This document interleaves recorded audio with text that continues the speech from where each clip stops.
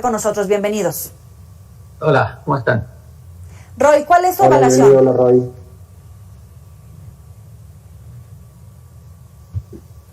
Perdón. Roy, un gusto saludarte, bienvenido. ¿Cuál es tu evaluación? A ver, todos los informes de gobierno, todos, no todos, el presidente en funciones, o gobernador o alcalde, el que los dé, trata de dar cifras alegres, no da lo negativo, da la visión, y luego cuando hay cosas negativas, medio las trata de refilón, dándole un enfoque. El presidente dio cifras, efectivamente. Lo más destacable de las cifras es cuando dice rompimos récord. O sea, récord en tal, y luego le agrega la parte de golpecito a los neoliberales diciéndoles, vengan para que aprendan, ¿no? Bueno, ahí en esos récords hay algunos que se cuelgan medallas que no deberían ser medallas. O sea, récord en remesas. A ver, ¿por qué vamos a ponernos como un récord el que haya mexicanos que tengan que estar allá y que tengan que mandar dinero que necesitamos acá?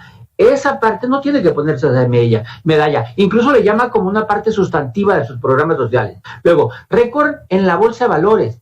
La bolsa de valores es la economía de los empresarios, no es el gobierno el que lo hace, ¿no? El valor del dólar no depende, o sea, no depende totalmente de eso, son los mercados. Pero está bien, él lo toma, dice rompimos récord, y cuando habla de la inseguridad, que era un tema que tendría que cuestionarse, dice, se confirma la cifra de que ya no creció e incluso bajó poquito. No dice cuánto porque iba a sonar ridículo, bajó 0.5% o algo por ciento, ¿no? No hablo del aumento de la pobreza, pero así son todos los informes, no es López Obrador. Todos los informes nos llenan de cifras positivas sin darnos el enfoque de las negativas. Álvaro. Hola, Yeli, hola, Roy. Y efectivamente no habrá un presidente o un funcionario en funciones que te venga a decir que tiene errores, ¿no? Sin embargo, hay que estar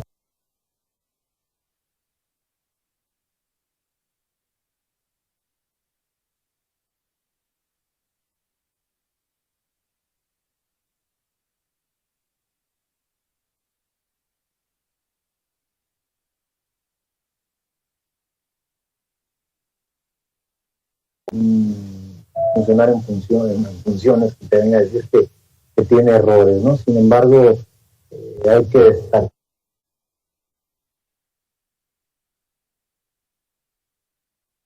un funcionario en funciones que te venga a decir que tiene errores, ¿no? Sin embargo, hay que estar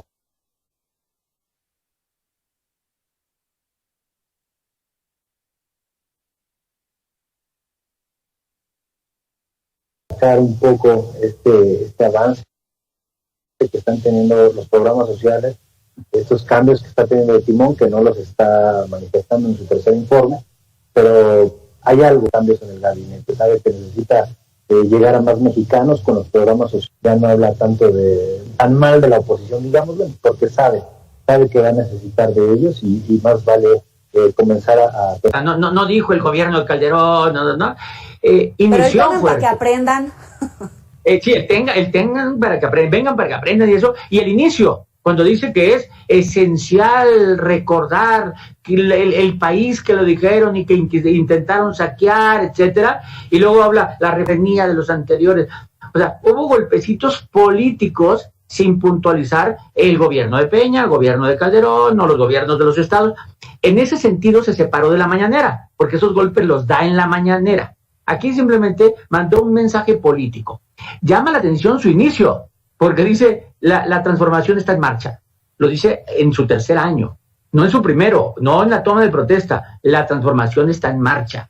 Entonces, sí es un buen mensaje, bien pensado, tiene su parte política tangencial. La mitad llenó de cifras, que es lo que menos importa en las cifras. Si ahorita les preguntaron a ustedes, ¿se acuerdan de alguna cifra?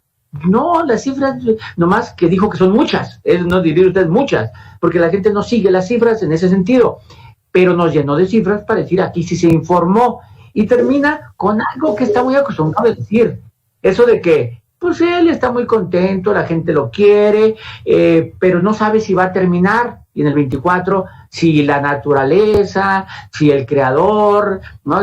Ese tipo de cosas, si la ciencia, lo ha dicho ya varias veces, ¿no? Es decir, no se atreve a decir si me muero, ¿no? Pero es lo que dijo.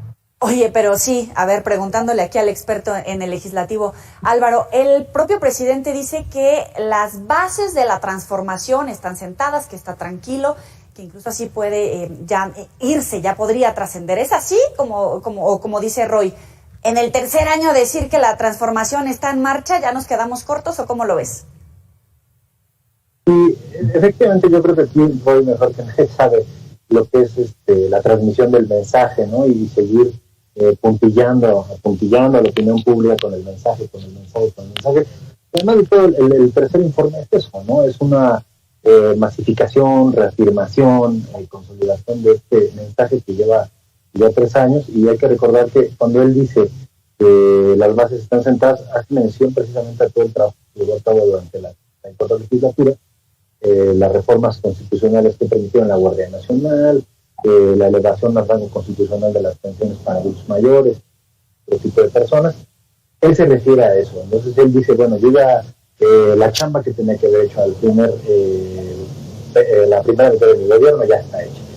Por eso él se atreve a decir que ahí está ya. Entonces, pero también hace un poco este juego verbal, ¿no? De decir, sí, quizá yo no pueda ver consumado mi proyecto de nación, no tanto por el tema de que él pueda salir en 2024. Yo creo que él más bien habla de que dependerá de quién siga en el 2024 para que se consolide o no este proyecto alternativo de nación. Ahora, él decía, desde que tenemos uso de razón, por el bien de México, primero los pobres. Muchos de los que respaldan al gobierno de López Obrador destacan, por ejemplo, los programas sociales, las pensiones para adultos mayores, esa visión de la atención a la pobreza. Pero hay una capitalización de esa pobreza en México porque de alguna manera puede ser oxígeno para su proyecto, o en verdad hay una atención que está dando resultados para el combate a la pobreza. Roy. A ver, la pandemia paró ese combate a la pandemia. O sea, a final de cuentas, el incremento de pobres que reporta Coneval tiene que ver con el año de la pandemia, ¿no? Entonces, no se metió ese tema porque sería un poco como justificar que no ha podido, pero sigue siendo su tema. Su tema sigue siendo primero los pobres, programas sociales. Habló al final del sexenio que van a tener el doble los mayores de 65 años. O sea, sigue siendo ese su capital.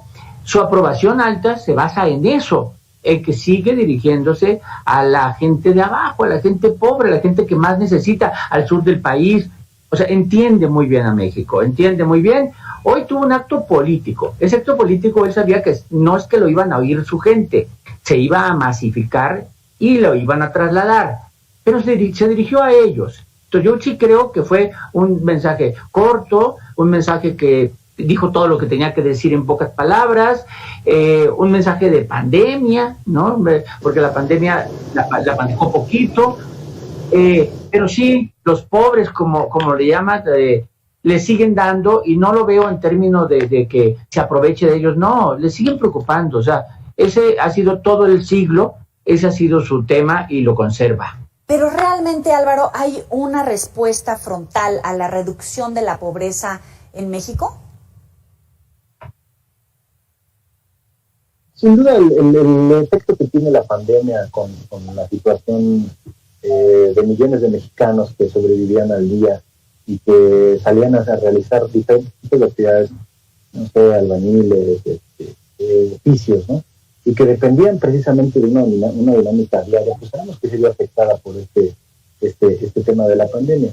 Efectivamente, sí, yo creo que sería imposible que alguien dijera que este gobierno se equivocó y precisamente hay más pobres, ¿no? La pandemia le vino a romper precisamente esa idea que él pudo haber llevado a cabo. Sin embargo, también hay que reconocer, creo que esta parte que te decía hace rato, y el de los cambios de los funcionarios, yo creo que el nuevo responsable de los programas sociales, que ahora, a diferencia del que sale, de García, pues él no es una persona que conozca el territorio como lo conocía García, no es una persona que, digamos, es un tecnócrata en términos de la 4T, ¿no? Entonces, será interesante ver cómo, desde su idea de un gabinete, cómo desde el gabinete vamos a resolver el combate de la pobreza, si no conoces precisamente dónde están, qué hacen, de qué trabajan y todo esto, ¿no? Que Andrés Manuel lo podrá saber, el problema es que sus demás funcionarios no lo saben. Entonces, ese seguirá siendo el reto, porque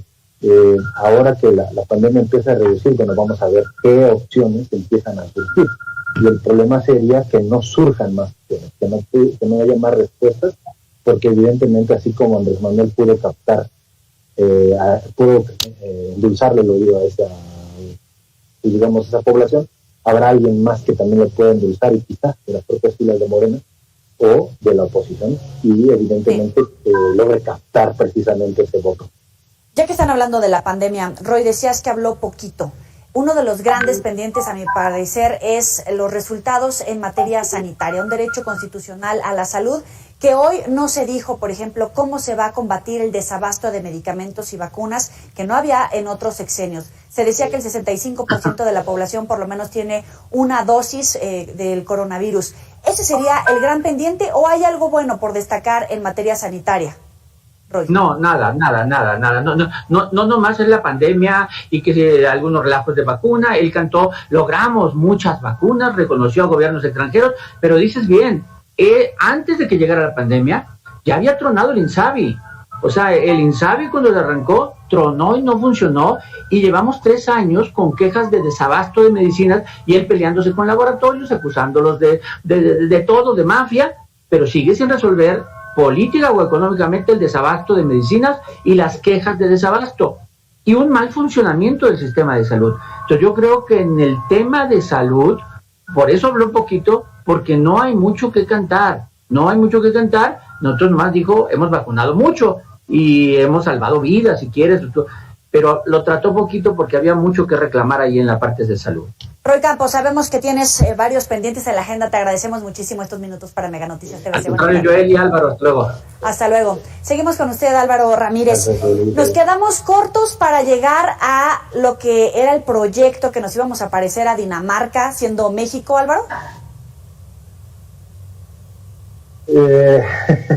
Bueno, yo creo, Yoli, que parte de ser Dinamarca no solo pasaba por dar los programas sociales a 125 millones de mexicanos, sino también modificar todo lo que tiene que ver con los hacendarios, la recaudación de impuestos, porque evidentemente Dinamarca, pues del 100% de tus ingresos, casi el 50% se va en el pago de impuestos. Entonces, solo sí puedes tener un estado como Dinamarca cuando tienes ese tipo de tasas, ¿no?, impositivas al trabajo. Entonces, pero de nuevo, Yoli, creo que es estas palabras, la construcción de este mensaje utópico que desafortunadamente gusta a mucha gente, y que entonces pues les gusta decir, ¿no?, ya casi somos de Dinamarca. Claro, es un mensaje, es una estrategia nada más, pero efectivamente el tema que decía Roy, ¿no?, de que vamos a tener un problema, o tenemos un problema en salud, en el desabasto de los medicamentos y todo esto, un problema que creo que estuvo mal diagnosticado, ¿no? Como el diagnóstico que hicieron estuvo errado, y por eso no les sale definitivamente la solución que ellos están planteando. Entonces, evidentemente ellos tendrán, y es que lo quieren hacer, replantearse, porque imagínate, pues enfermos, todo el mundo somos susceptibles de tener una enfermedad, y el problema es que de no recibirlo, pues evidentemente a quien vas a juzgar primero, pues es al gobierno, y es la institución que no te lo puede dar. Entonces, creo que Andrés Manuel tiene ese gran pendiente.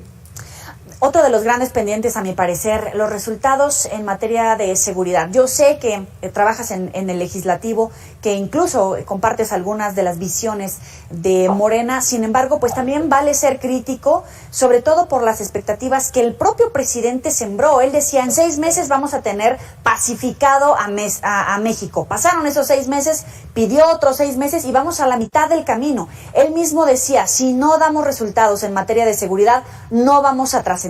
¿Es un pendiente y va a lograr saldar ese pendiente cuando termine su gobierno, o va a pasar a la historia también con ese pendiente?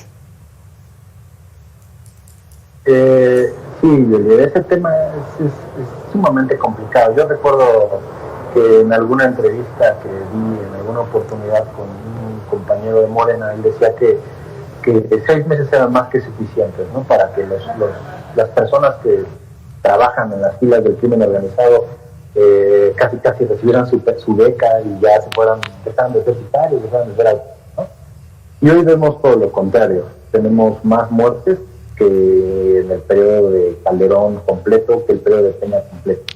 Evidentemente, no es que se necesiten más balas, no es que se necesiten más épica, se necesita una estrategia. Y evidentemente la estrategia que estamos viendo, desafortunadamente, de abrazos no balazos, pues no nos está llevando a nada.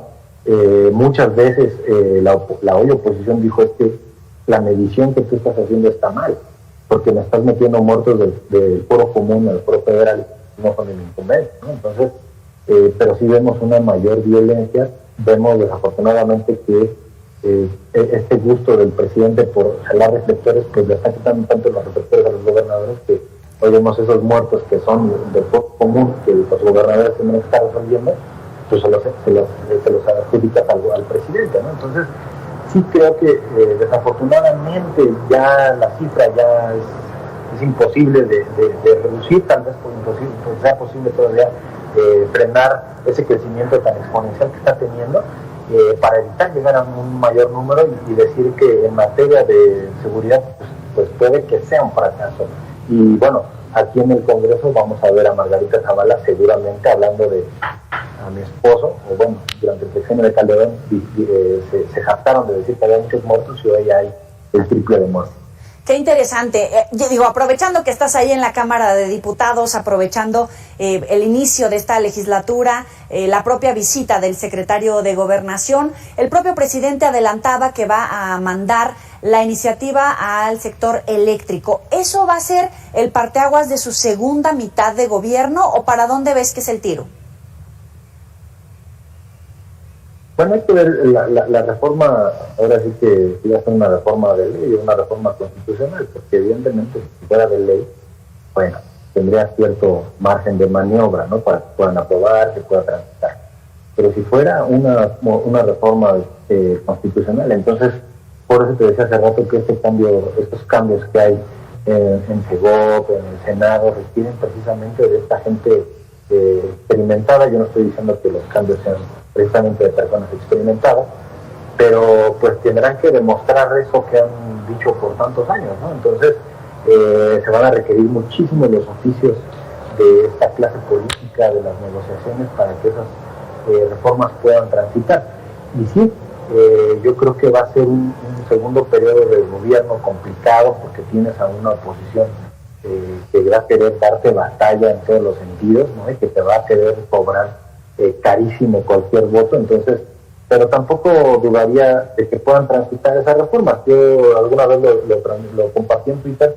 Si el PRI aceptó crear el INE y que la oposición pudiera poner uno u otro consejero, yo no dudo que Morena está en esta reforma al Instituto Nacional Electoral, del Tribunal Electoral, acepte que el PAN, que el PRI y que Morena pongan a los consejeros. Es Álvaro Ramírez, especialista en opinión pública y analista político internacional. Muchísimas gracias por estar con nosotros aquí en Mega Noticias. Muy buena tarde. Muchas gracias, Yeli. Saludos a tu público. Saludos. Gracias a todos los que nos siguen por redes sociales.